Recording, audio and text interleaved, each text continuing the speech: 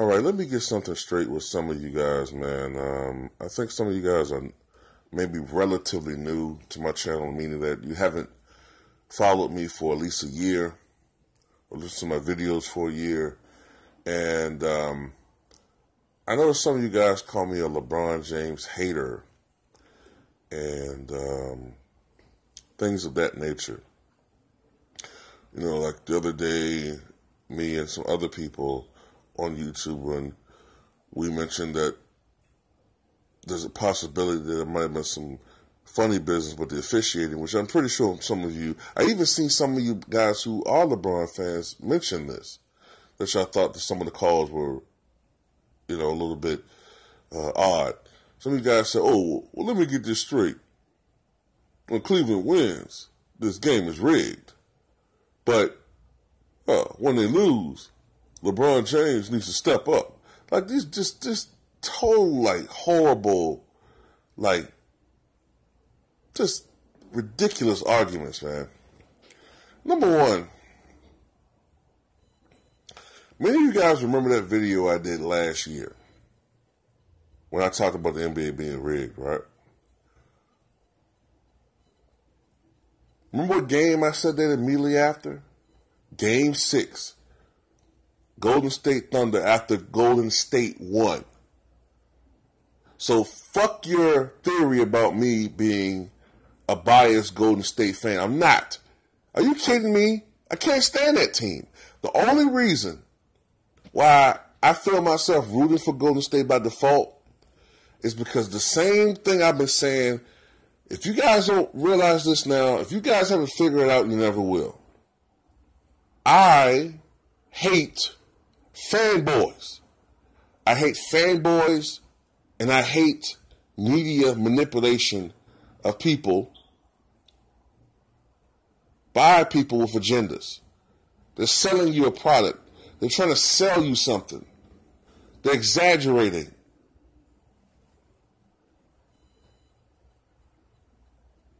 Seventy has said this before in some of his videos.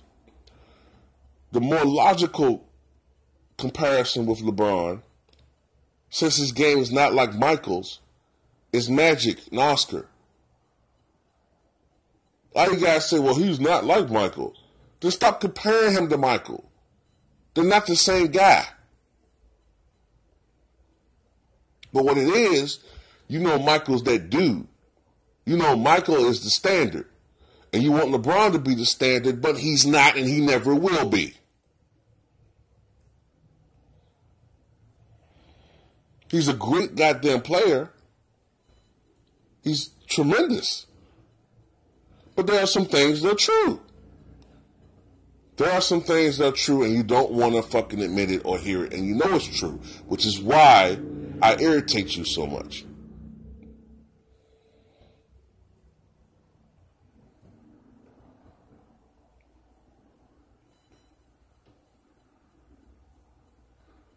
That's another video for another day. This video is about Golden State and Cleveland, Game 5. The scene shifts to the Bay Area. Now, I think that, before I go into that too, years ago, this is nothing that bothers me. People will call me now a LeBron hater. When I used to be one of the few dudes on YouTube defending LeBron. Look at my channel and go all the way back to 2012. Go back to 2012. And this is immediately after his horrible performance in the finals against Dallas. Look at some of the videos where I'm defending LeBron James. This channel used to be seen as like a haven for LeBron lovers.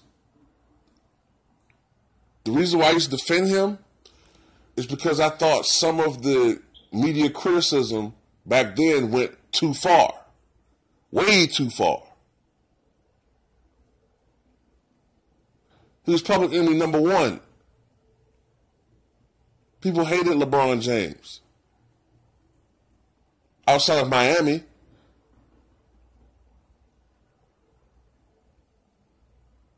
people comparing him to Kobe. And I didn't think that was fair because, Kobe, in the latter championships, he had Pau Gasol, who was still in his prime. He had Bynum before he went to shit. He had a great team around him. LeBron, those first years in Cleveland, the first couple of years, he didn't have a great team around him. He didn't.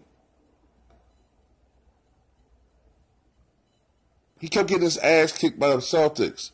And I was defending him. Okay? But when you start comparing him to the standard, he has to live up to that standard. I don't care who it is.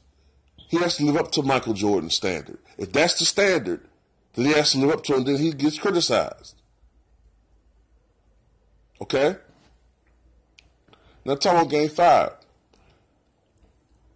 I would believe that Golden State would win tonight. I think most people would favor Golden State.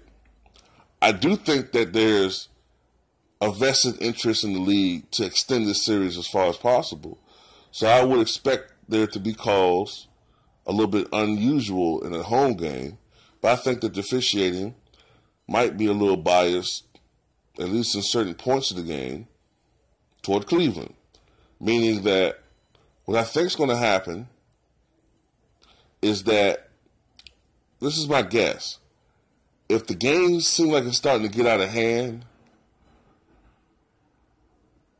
if Golden State's starting to push the lead up to 20, expect to see certain phantom calls going Cleveland's way.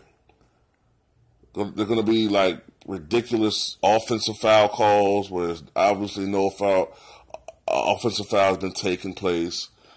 They're going to start calling traveling all of a sudden when they haven't called traveling since 2008. Just shit like that. They're going to get certain people in foul trouble. They're going to send the 80 and 90% for Cleveland to the foul line, the guys who hit their free throws. Expect Kyrie Irving to shoot a lot of fucking free throws tonight because they're going to want to keep the game as close as they possibly can. If Cleveland happens to bring their jump shots along with them from Cleveland, then things will be interesting. But I'm telling you, I expect Golden State to win tonight. But if Cleveland somehow wins this game, then I'm going to start changing my prediction. This game right here is it. This is it. If Golden State somehow blows this game, because I know Kevin Durant wants this shit. I know he wants it. If a guy like Stephen Curry stinks it up again, if Klay Thompson has a horrible game, if any of these two guys aren't really balling tonight, and it's all KD, and he has 40 points, but it's not enough, then that 3-1 thing is going to get stuck in their head again.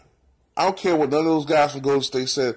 If they blow the game tonight, if they lose, I'm immediately changing my prediction to Cavaliers in 7.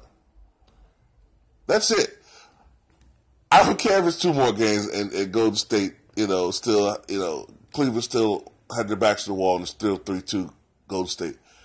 I think if they blow this game tonight, it's a wrap. It's a wrap.